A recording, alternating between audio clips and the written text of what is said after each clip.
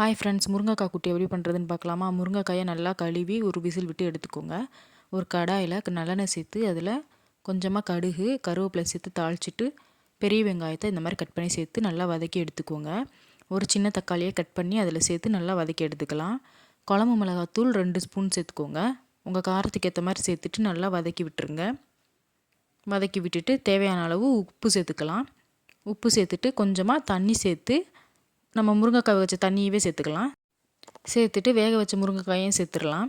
இப்போது ஒரு மிக்ஸி ஜாரில் தேங்காய், கொஞ்சமாக பெருஞ்சீரகம், கொஞ்சமாக சீரகம், 2 பல் பூண்டு சேர்த்து நல்லா தண்ணி சேர்த்து பேஸ்ட்டாக அரைச்சி எடுத்துக்கலாம்.